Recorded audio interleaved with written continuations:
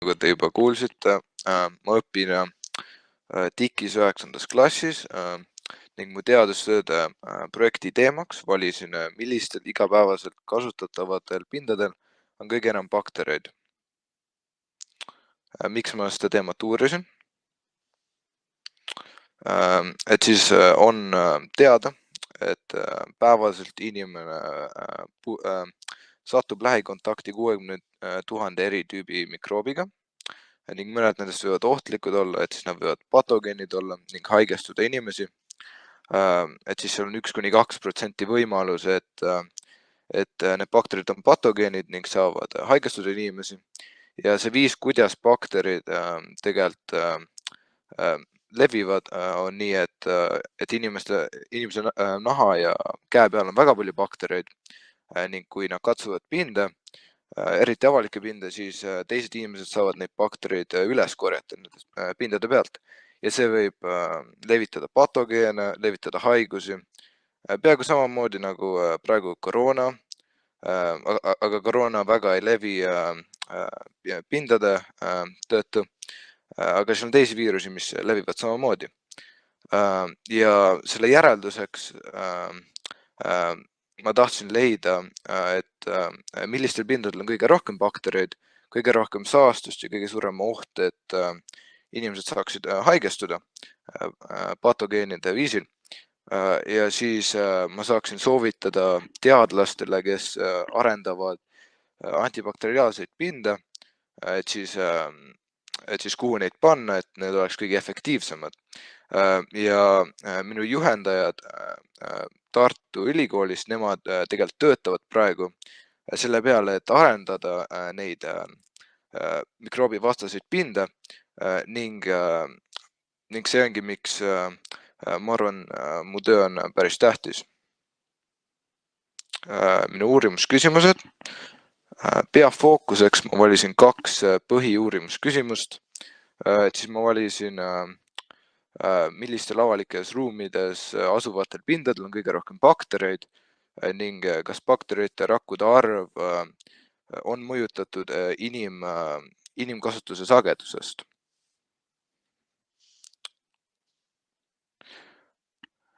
Hüpotees, et siis hüpoteesiks ma arvasin, et inimeste poolt sagedasti kasutatud pinnad, seal on kõige rohkem baktereid, kõige suurem võimalused patogeene saada ning sellised pinnad võiksid olla näiteks käsipuud, käepidemed ja klaviatuurid. Ja siis mu tulemused ja metoodika.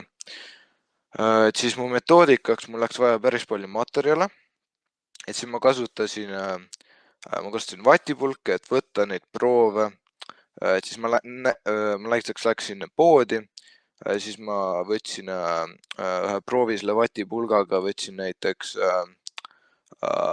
poekäru käepidemelt proovi, siis panin sinna puhvri lahusesse, nagu näha seal vasakpoolsel pildil on selline pikk tuub ja siis see pikk tuub, et seal on vatipulk ja siis puhvri lahus sees. Ma võtsin proovi, panin selle puhvri lahuse sisse nii kauaks, kuni ma läksin koju ja siis panin bakterite kasvupadja peale ning kasvatasin nad välja. Ja siis nagu siin paremal on näha see pilt, seal on päris palju punaseid täppe seal kasvupadjal ning iga punane bakterikoloonia mina lugesin üheks bakterirakuks.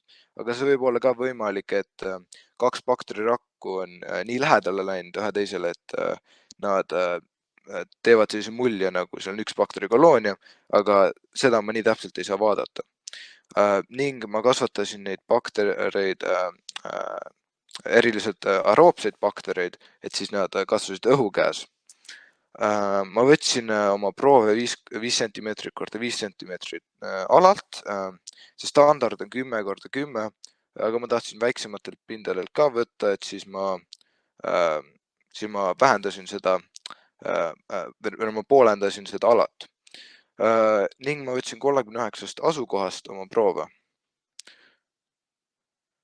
Et siis mu tulemused, et siis siin vasakul on või siin paremal on näha mu graafikut, kus on kõik mu proovid pealkirjas ning keskmised. Et ma ei tea, kui hästi see on näha, aga seal suurel kirjas näiteks poekäru, seal ma arvasin, et on kõige rohkem baktereid, sellepärast seal on kõige rohkem inimkontakti, et siis ma arvasin, see on kõige rohkem baktereid, aga siis ma veel võtsin selle keskkonna ümbrusest, et siis ma näiteks võtsin klaviatuurilt,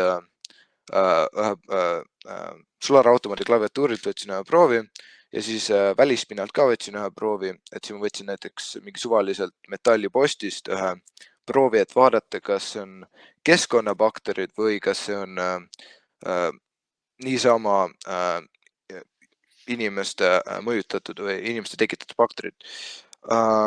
Ja tulemusteks ma leidsin, et kõige rohkem baktereid oli poodide kärvude käepidemete peal ning sularahaautomaatide klaviatuuridel ja vähem minu listis valitud kohtadest baktereid oli ühistranspordi käsipuudel ning trepikodades. Ja ma tegelikult uurisin ka veel neid bakterid mikroskoobi all, siis ma leidsin, et pooled olid pulgad, mis on Bacillia ja siis teised pooled olid tegelikult ümmargused, mis olid need ümarad olid need kokid, et need 2 erinevat bakteritüüpi, mida ma leidsin. Siis ma veel tahtsin vaadata, et kas need mikroobivastased kihid, mida ma tahtsin rakendada ühiskonda, kas need tegelikult toimivad.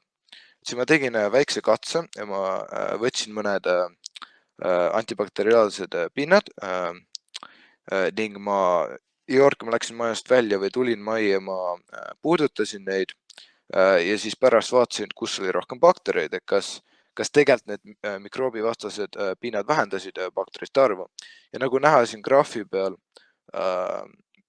mis on äkki väga väikses kirjas, aga see keskmine seal on keskmine antibakteriaalsete pinna peal, keskmine bakterite arv on tegelikult väiksem, mis tähendab, et need vähendavad bakterite arvu.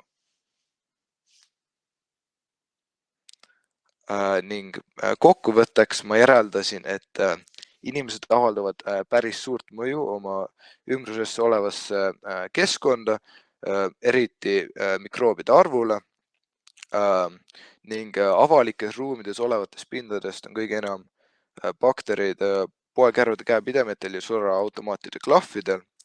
Ja see tähendab, et me peaksime sinna rakendama antibakteriaalseid pindi või mikroobivastaseid kihti, et siis peatada patogeenide levimist meie keskkonnas.